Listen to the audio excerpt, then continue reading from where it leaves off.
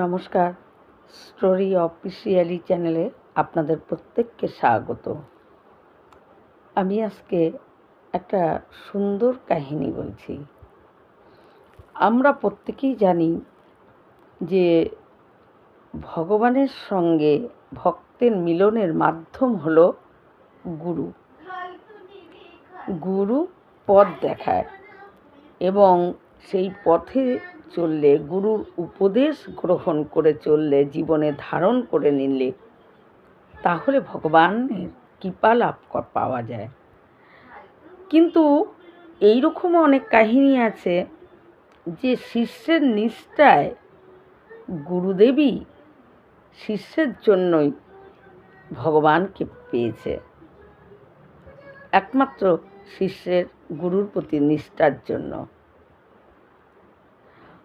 আসলে গুরু কি করছে, গুরু যেই কর্মই করুক না কেন, যদি গুরুর কোনো কাজ আমার শিষ্যের পছন্দ নাও হয়, সেটা গুরুর কর্ম। তার খারাপ কাজ, ভালো কাজ, সে যাই করুক না কেন, তাকে তার কর্ম ফল তার কাছেই ফিরে আসবে, ভগবান তাকে শাস্তি দেবে।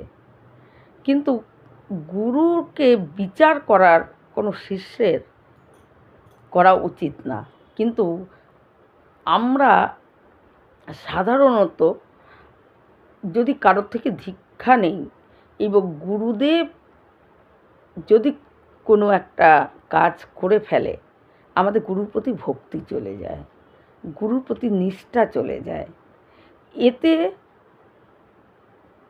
আসলে যে এমনকি গুরুকে ত্যাগও করে দেয়, আবার অন্য গুরু বানিয়ে নেয়। কিন্তু যারা এই কাজটা করে, অপরাধ কিন্তু তারই হয়, গুরুর হয় না। তাই গুরু যা কর্ম করছে, গুরু যদি খারাপ কোনো কর্ম করে, তার ফল গুরুই পাবে। আর শিষ্য যদি গুরুকে শ্রদ্ধা বা গুরু ত্যাগ করে, সেটার জন্য যে ফল দণ্ড, সেটা সেই পাবে। তাই গুরু সবচেয়ে সৎ উপদেশটাকে গ্রহণ করাই একজন শিষ্যের কর্তব্য। গুরু কি করছে, গুরু কি বলছে, বা অন্যখানে কোন কাজ করলো, সেটা আমার পছন্দ হলো কি না, সেটা বিচার করা কোনো শিষ্যের উচিত না। তাই কর্ম, যার যে যেমন কর্ম করবে তার কাছেই ফিরে আসবে। কিন্তু উপদেশ, তার যদি সৎ উপদেশটা গ্রহণ করে বা সেটা নিষ্ঠার সাথে পালন করাই একজন শিষ্যের কর্তব্য। এইরকম অনেক গল্প আছে যে কোনো গুরুদেব হয়তো শিষ্যের গুরুর প্রতি নিষ্ঠার জন্য ভগবানকে পেয়ে গেছে। তাই আজকে যে কাহিনী বলবো, যে গল্প বলবো, সেই গল্পটি হলো ঠিক সেই রকমই। এক আশ্রমে এক গুরু ছিল। সেই গুরু, তার একটা আশ্রম ছিল এবং সেই গুরুর আস্তে আস্তে তার নাম, এবং সে সন্ন্যাসীদের মতনই জীবনযাপন করত। আশ্রমে থাকতো, কিছু কয়েক বাড়ি ঘুরে, এবং যে যা দান করত সেটা দিয়েই রান্না করে ভগবানকে দিয়ে সে প্রসাদ পেত। এক সমস্ত কিছু, মানে সংসার, এগুলো কোনো কিছুই তার ছিল না। একজন সন্ন্যাসীর মতনই জীবনযাপন করত। আস্তে আস্তে সেই গুরুর অনেক শিষ্য হয় এবং তার আশ্রমে অনেক শিষ্যরা থাকতে শুরু করে এবং তারা পরিবার পরিজন ছেড়ে গুরুকে সেবা করবে বলে আশ্রমে থাকতে শুরু করে দেয়। আশ্রম ভরে যায় তার শিষ্যতে আশ্রম ভরে যায়। গুরুদেব একদিন ঘুরতে ঘুরতে তার চোখে একজন যুবতী মেয়েকে পড়ে এবং সেই যুবতী মেয়েকে দেখে গুরুদেব আসক্তি হয়ে যায় এবং তার উপরে মোহ, তাকে পাওয়ার আকাঙ্ক্ষা গুরুদেবের মধ্যে আসে।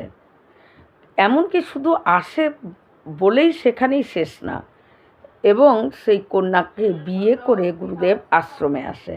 কিন্তু গুরুদেব যখন বিয়ে করে আসে, আশ্রমে যত শিষ্য ছিল তারা গুরুকে ত্যাগ করতে শুরু করে দেয়। কারণ গুরুর এই আচরণ এবং গুরুর যে এতদিন ধরে তাদেরকে উপদেশ দিয়েছে তারা কোনো কিছুই আর মানছে না। গুরুকে তারা যা তা মনে করে এবং গুরু সম্বন্ধে নানান কথা বলে গুরুকে ত্যাগ করে গোটা আশ্রমের সমস্ত শিষ্যই চলে যায়। এই যেই গুরু এই রকম কোনো মানে যুবতী মেয়েকে দেখে সে আসক্তিতে এবং বিয়ে করে আসে, তাকে গুরু বলা যায় না। তাই গুরু ত্যাগ করে দিয়ে সমস্ত শিষ্যরা চলে যায়। কিন্তু তাদের মধ্যে একজন শিষ্য সে যায় না। সে তবুও গুরু বিয়ে করেছে, তার জন্য তার কোনো যায় আসে না। তার মনের মধ্যে এটাই ভাব যে গুরু যেটা ভালো বুঝেছে সেটা করেছে। তার উপদেশ এবং গুরুকে সেবা করা, গুরুর দীক্ষা নিয়ে আমার সেবা করাই হলো আমার ধর্ম। গুরু কি করছে সেটা গুরু বুঝবে এবং ভগবান বুঝবে। আর আমার জীবনে যে আমি গুরুর প্রতি যে নিষ্ঠা, একজন শিষ্য হয়ে যেটা আমার কর্তব্য বা ধর্ম, আমি আমার নিজের ধর্মটা আমি পালন করি। তাই গুরু বিয়ে করেছে বলে ওই শিষ্যের কোনো যায় আসে না। সেই শিষ্য আশ্রমে গুরুর সেবাই করছে এবং সঙ্গে গুরু মা তারও সেবা করে। সমস্ত কিছু গরু মাঠে দেওয়া, নানান রকম কাজ করা, সমস্ত পয় পরিষ্কার রাখা, গুরুর উপদেশ শোনা, সব কিছু সে নিষ্ঠার সাথে করে। কিন্তু যখন ভগবান বৈকুণ্ঠের থেকে লক্ষ্মী আর নারায়ণ তারা দুজন আলোচনা করতে থাকে সেই গুরু ভক্তির ওই শিষ্যকে দেখে, মা লক্ষ্মী যখন ভগবান বিষ্ণুকে বলে যে প্রভু এর গুরুনিষ্ঠা দেখে প্রত্যেকে গুরুকে ত্যাগ করে চলে গেছে, কারণ একজন গুরু হয়ে যে কাজ করেছে, যে হঠাৎ সে বিয়ে করে চলে এসেছে, এটা গুরুর কর্ম না। কিন্তু গুরু সেই রকম তার সমস্ত গুরুর হতে গেলে যা নিয়ম, যা নিষ্ঠা মেনে চলতে হয় সেটা সে ভেঙে সেই কাজ করেছে। কিন্তু তবুও গুরুর প্রতি এর নিষ্ঠা, তাই আপনার উচিত একে আপনার এই বৈকুণ্ঠে আপনার কাছে নিয়ে আসা।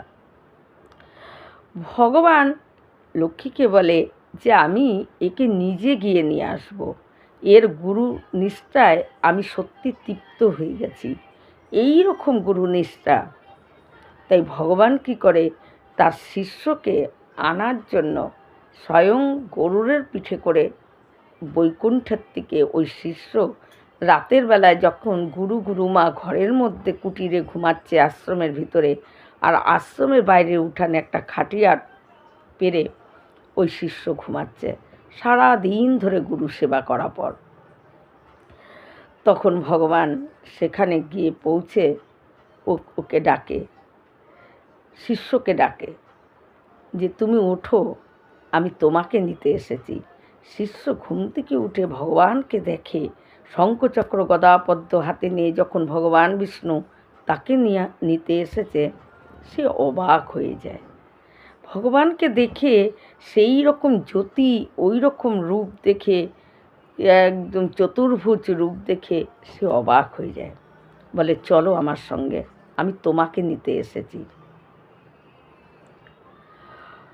ওই শিষ্য তখন ভগবানকে বলে প্রভু আপনি আমাকে নিতে এসেছেন, ঠিক আছে আমি আপনার সঙ্গে যাব, এর থেকে বড় সৌভাগ্য আর কি হতে পারে, কিন্তু আমি গুরুর আজ্ঞা না নিয়ে তো যেতে পারবো না।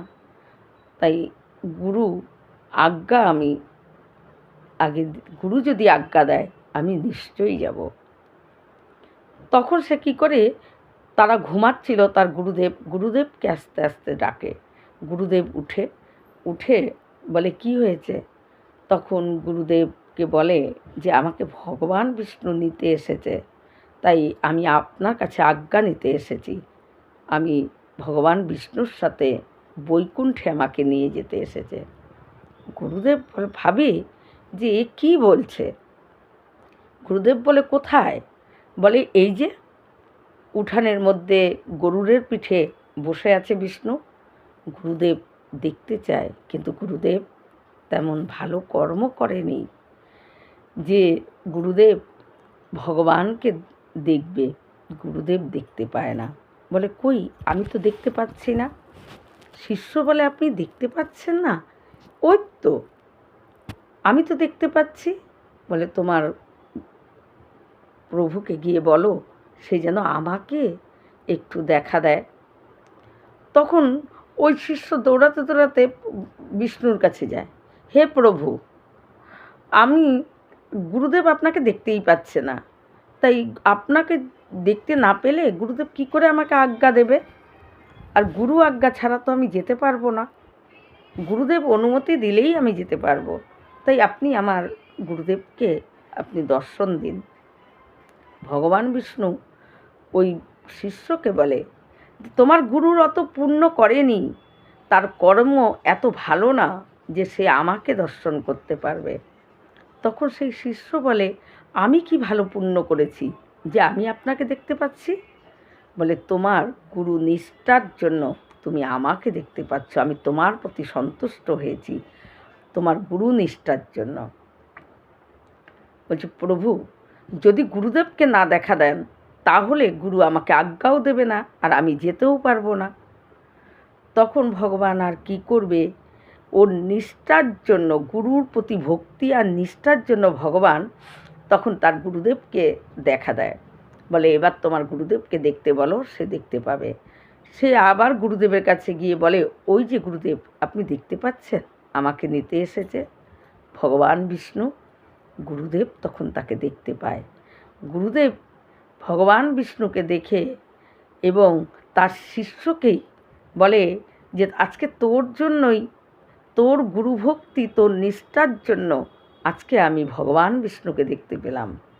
তুই আমার গুরু, আমি আজ থেকে তোর শিষ্য।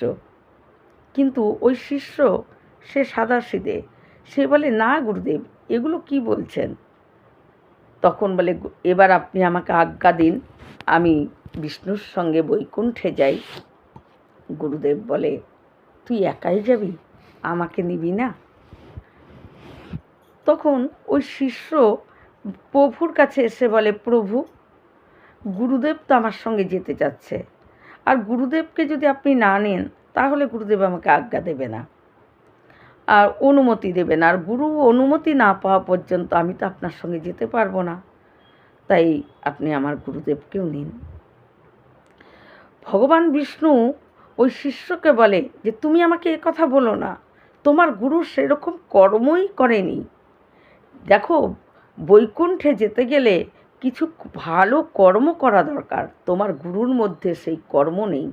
তোমার গুরু নিজে একজন গুরু হয়ে তার যে নিয়ম, তার নিষ্ঠা, সমস্ত কিছু সে ভঙ্গ করে দিয়েছে।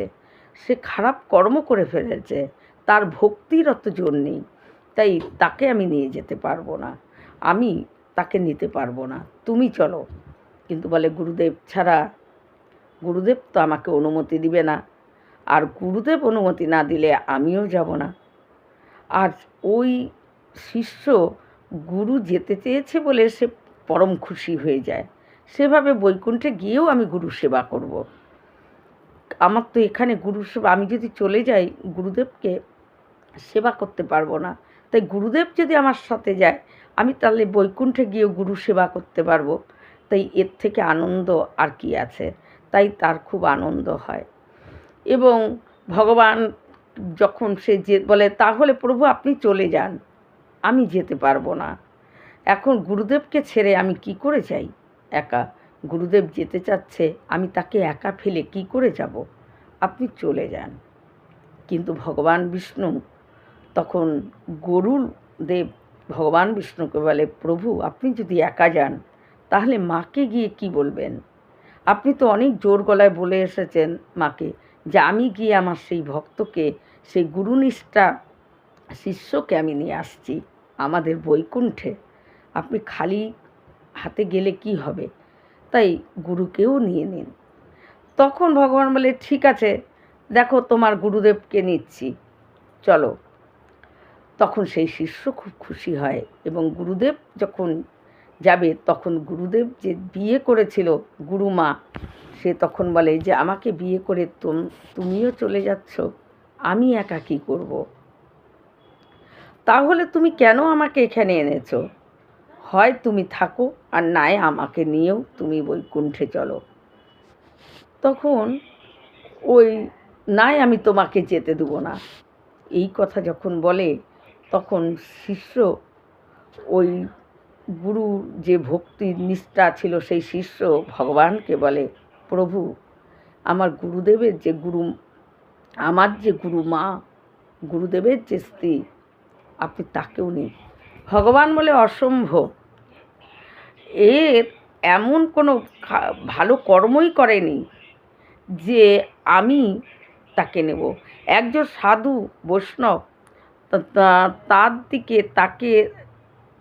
তার সঙ্গে বিয়ে করে এবং তার সাধুত্ব সব কিছুই তার নষ্ট হয়ে গেছে, আর এর ভেতরে কোনো ভালো কর্ম নেই, আমি অসম্ভব, আমি নিয়ে যেতে পারবো না। বলে প্রভু যদি গুরুদেব যায় তাহলে আমি যাব, আমি যেতে পারবো, আর যদি গুরুমা না যায় তাহলে গুরুদেব যেতে পারবে না, আর গুরুদেব যদি না যেতে পারে তাহলে গুরুদেব আমাকে অনুমতিও দিবে না, আর আমিও গুরুকে ছাড়া যাব না, কারণ গুরুদেবকে সেবা করার মতো কেউ নেই, আমি তাকে সেবা করি। তাই প্রভু আমিও যেতে পারবো না। ভগবান বিষ্ণু তার গুরুর প্রতি নিষ্ঠা দেখে ভগবান বিষ্ণু রাজি হয় এবং সেই গরুরের পিঠে প্রথমে ভগবান, তারপরে সেই শিষ্য, তারপরে গুরুদেব, তারপরে তার স্ত্রী। ভগবান ওই শিষ্যকে বলে, দেখো তোমার গুরুদেব বৈকুণ্ঠে যাওয়ার মতো পুণ্য কাজ করেনি, আর তোমার গুরুমা সে তো বৈকুণ্ঠর কথা ভাবাই তার উচিত না, কিন্তু তোমার গুরুনিষ্ঠার জোরে, তোমার গুরুনিষ্ঠার জন্য আজকে তারা দুজনেই বৈকুণ্ঠ প্রাপ্তি পেয়ে গেল। তাই এটাই হলো আসলে গুরুর পাপ পুণ্য বিচার করার জন্য ভগবান আছে, তিনি বুঝবেন। তাই গুরু যদি ভালো উপদেশ দেয় সেইটুকু গ্রহণ করে গুরুর প্রতি নিষ্ঠা রাখাটাই একজন শিষ্যের কর্তব্য। গুরুকে বিচার করা কোনো শিষ্যের কর্তব্য না। গুরু যাই করুক না কেন, মানলাম গুরু যদি কোনো এমন একটা খারাপ কর্ম করে ফেলে তার জন্য ভগবান তাকে দণ্ড দেবে। গুরুকে একজন শিষ্য হয়ে গুরুকে দণ্ড দেওয়ার বা তার উপরে ত্যাগ করে কোনো অধিকার কোনো শিষ্যর কোনো ধর্ম না। তাই তার ভালো উপদেশটা গ্রহণ করা, তার প্রতি নিষ্ঠা রাখাই হলো একজন শিষ্যের কর্তব্য। একজন গুরু হয়ে তার গুরুত্ব পালন, গুরু যে যা নিয়ম পালন করতে সে ভেঙে ফেললেও একজন শিষ্যের নিষ্ঠার বলে গুরুকেও উদ্ধার হয়ে যেতে পারে। তাই নিষ্ঠাই হলো আসল। ভক্তিতে সবার প্রথম হলো নিষ্ঠা। মন প্রাণ দিয়ে যদি বিশ্বাস আর নিষ্ঠার ভাবে গুরুর প্রতি যদি নিষ্ঠা এবং বিশ্বাস থাকে, তার ভালো উপদেশ যদি খালি গ্রহণ করা যায়, তাহলে সে ভগবানকে পেয়ে যাবে। গুরু পাবে কি না পাবে তার কিন্তু ঠিক নেই। গুরু হয়তো বৈকুণ্ঠ প্রাপ্তি নাও হতে পারে, কিন্তু গুরুর উপরে ভক্তি রেখে গুরুর কথা উপদেশ মেনে চলে শিষ্য বৈকুণ্ঠ লাভ করে নিতে পারে। এরকম অনেক কাহিনী আছে যে গুরুর উপর নিষ্ঠা রেখে, গুরুর উপর বিশ্বাস এবং গুরু সেবা করে শিষ্য ভগবানকে পেয়ে গেছে, কিন্তু গুরুদেব ভগবানকে পায়নি। কারণ একজন শিষ্যের কর্তব্য গুরুর উপদেশ, গুরুর প্রতি নিষ্ঠা রাখা, সেটা তার ধর্ম। সে তার ধর্ম পালন করেছে, সে তার ভালো কাজ করেছে গুরুর উপদেশ শুনে, তাই তার কর্ম ভালো হচ্ছে, সে তো ভগবানকে পাবেই। কিন্তু গুরু হয়েও যদি সে ভালো উপদেশ দিচ্ছে অথচ নিজে সে পালন করছে না, সেটা তার খারাপ কর্ম হয়ে যাচ্ছে। তার জন্য সে কিন্তু তার যা দণ্ড পাওয়ার সে সেখানে পেতেই হবে। গুরু বলে সে যে পাবে না তা কিন্তু না, ভগবানের কাছে বিচার সমান। এই রকম ভিডিও পাওয়ার জন্য আমার চ্যানেলটিকে সাবস্ক্রাইব করবেন। নমস্কার।